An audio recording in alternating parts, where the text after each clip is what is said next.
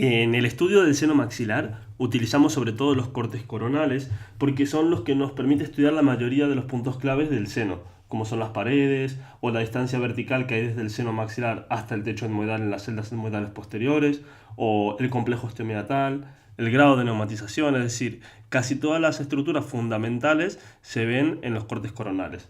Luego usamos los cortes sagitales para el suelo o para estudiar las celdas de Haller. Entonces lo primero sería empezar de anterior a posterior con los cortes coronales para ir viendo las paredes. Y a la vez vamos viendo el conducto infraorbitario. Dejamos el suelo para después. Entonces vamos viendo que las paredes estén íntegras.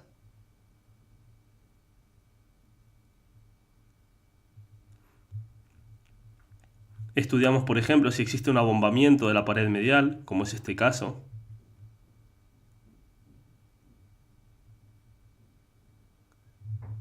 Si existe integridad de la pared lateral, si por ejemplo pudiera haber un papiloma invertido, que en ocasiones destruye las paredes, o ante traumatismos, es decir, las paredes tienen que estar íntegras. Cualquier cosa que se salga de la norma habrá que documentarla. El nervio infraorbitario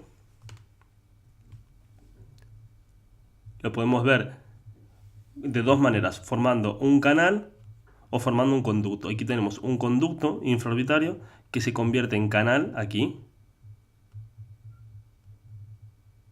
Simplemente se trata de estudiar si existen prosidencias o si existen discencias del infraorbitario. A la par que estamos haciendo esto, lo suyo sería también de anterior a posterior ir documentando la neumatización del seno. Si existieran senos que son asimétricos o senos que están hiperneumatizados o senos que por el contrario están pobremente neumatizados. En este caso es una neumatización normal, con lo cual nos quedamos tranquilos en ese sentido. También a la vez que estamos viendo la neumatización estamos viendo el contenido. El contenido es muy importante verlo en los cortes axiales. Entonces situamos los cortes axiales a este nivel y vemos el contenido en el corte axial. Lo que vamos a estudiar es si por gravedad el contenido aparece posterior. Si el contenido aparece posterior, podemos estar hablando que se trata de pus o de moco. Evidentemente, cuando todo el seno está ocupado, no podríamos decirlo de esa manera. Tenemos que fiarnos de la densidad al estudiar los niveles de atenuación. Pero si solamente nos encontramos, como es este caso, un engrosamiento a este nivel, podemos estar tranquilos de que no es moco, sino que es un engrosamiento mucoso a ese nivel. Por supuesto, tenemos que estar pendientes de si existirán calcificaciones que nos harían pensar en hongos o en cuerpos extraños o cualquier otra situación anormal. Luego pasamos a los cortes sagitales para poder ver el suelo.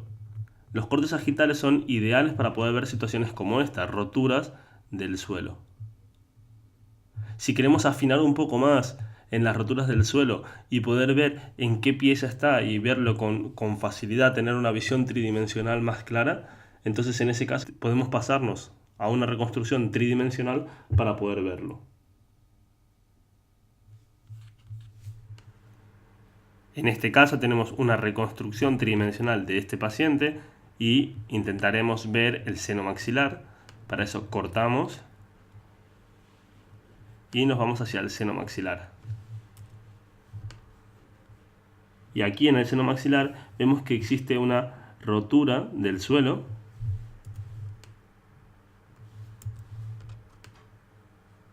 a este nivel y nos podría interesar ver en torno a qué pieza dentaria correspondería.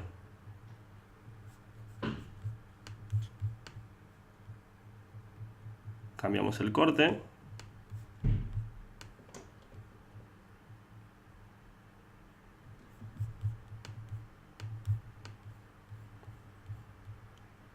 Y podemos ver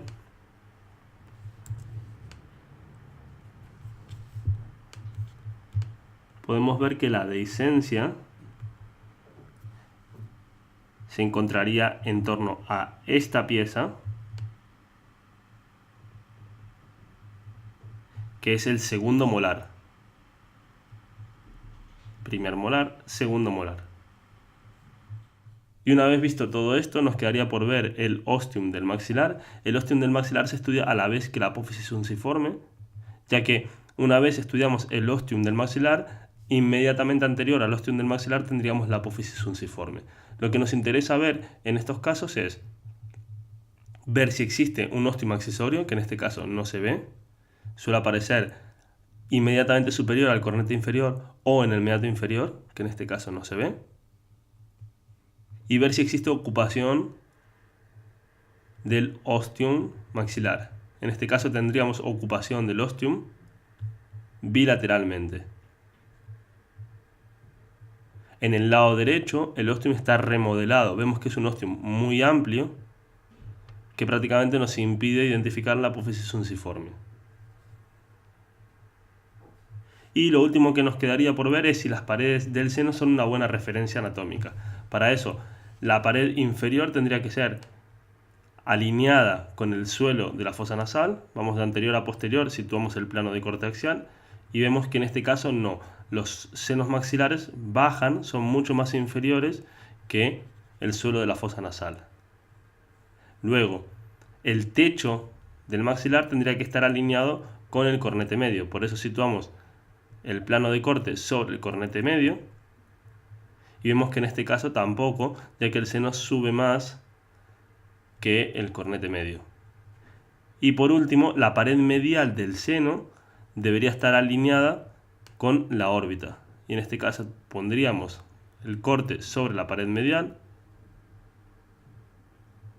y vemos que no es una buena referencia, ya que la pared medial aparece más lateral que la lámina papirácea.